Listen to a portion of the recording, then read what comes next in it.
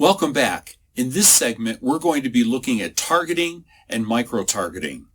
In this video, the candidate will learn the importance of micro-targeting. I just want to say up front, winners target. The myth is that candidates win on ideas alone, but in reality, most candidates win on resources, and you are going to have targeting resources at your disposal in order to be victorious on election day. So when you targeting equates to efficiency and effectiveness.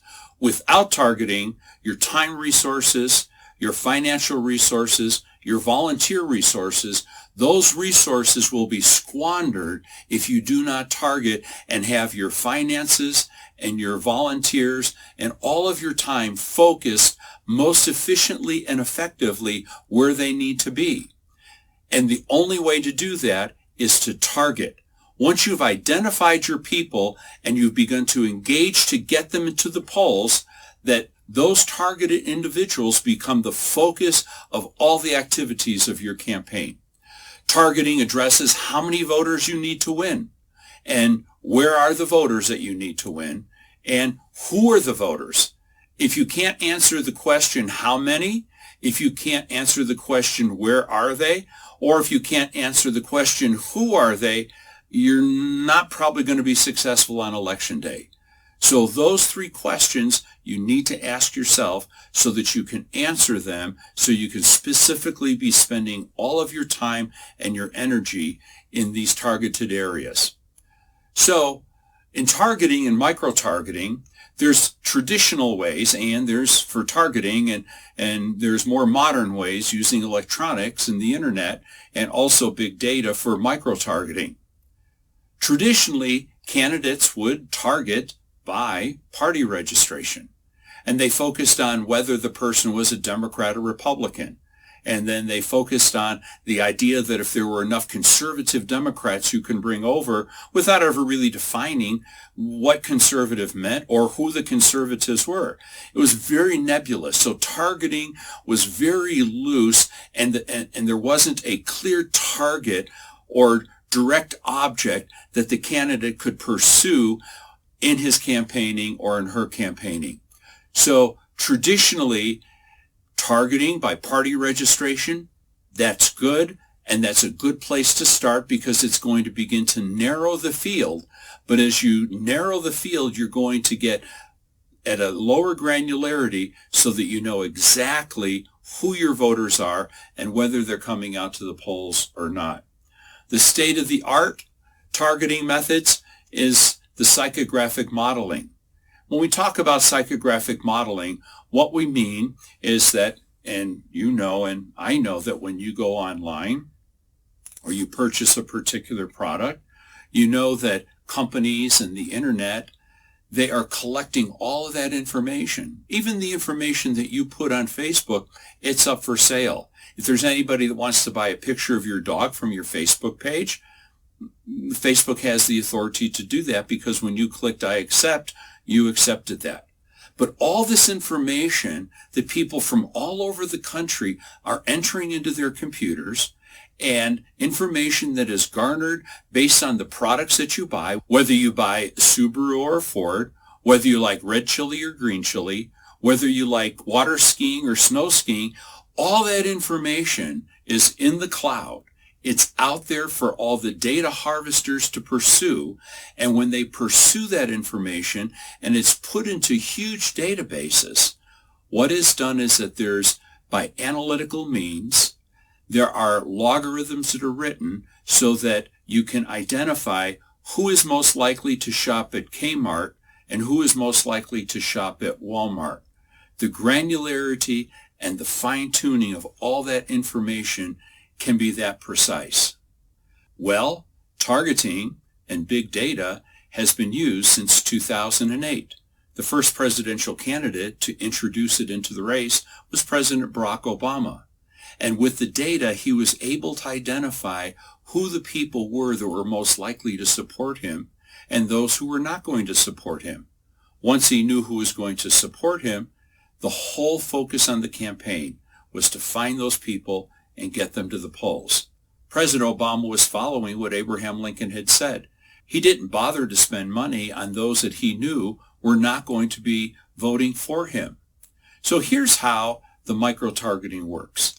Let's suppose that you and I and, say, 18 other Christian conservatives, that we are not only Christian conservatives, that's one thing we have in common, but let's say that there are 18 other things that we have in common, including whether we support marriage as one man, one woman, whether we have made a contribution to a particular organization that supports the right to life or a ministry that supports pregnant mothers in distress. All of that information is out there. And so if there are 20 identifications, they're called tags, and you have these 20 tags, and if you have these 20 people and everybody has all of the tags, except for maybe one person is missing one tag, and it could be whether they are supportive of the right to life.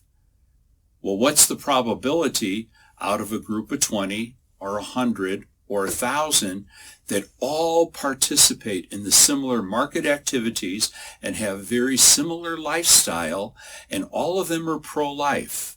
That what happens is that that group becomes a funnel.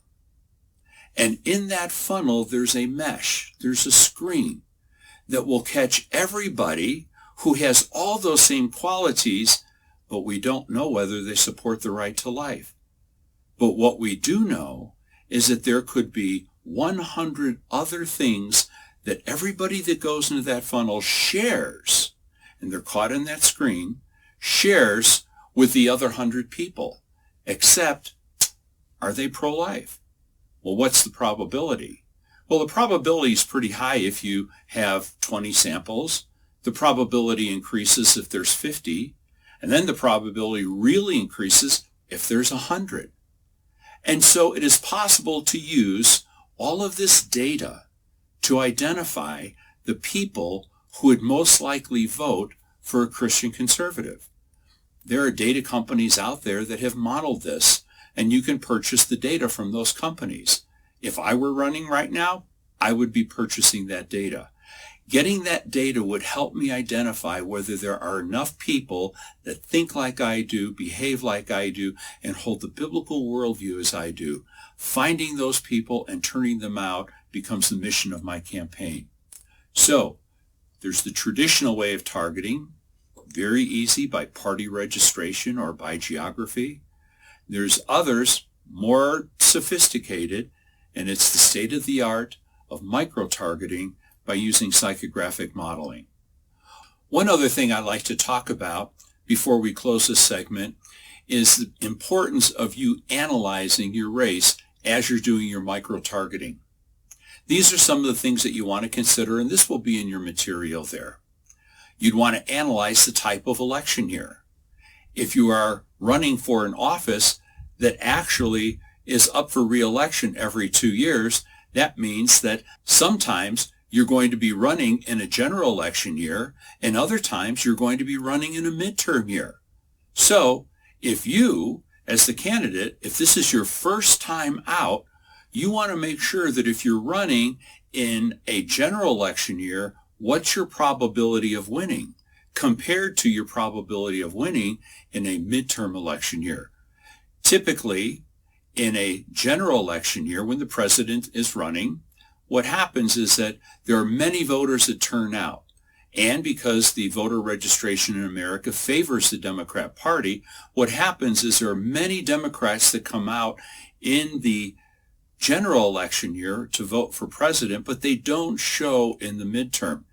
If you are a Christian conservative candidate, you might want to hold your powder and keep it dry and not run in a presidential year, but take the time, put together an excellent campaign package and plan so that when you do run in an off year, you have raised the probability of you getting elected when the voter turnout by Democrats is low compared to a higher voter turnout in off-term years for Republicans. You also want to take a look at the analysis of the top of the ticket. For instance, In some election years, there are candidates that are down ticket, but the top of the ticket may have a candidate that isn't very popular. Let me give you an example.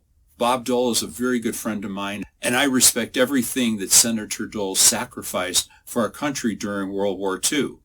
However, everybody in America knows that when he ran against President Bill Clinton, Bob Dole was not a very popular candidate.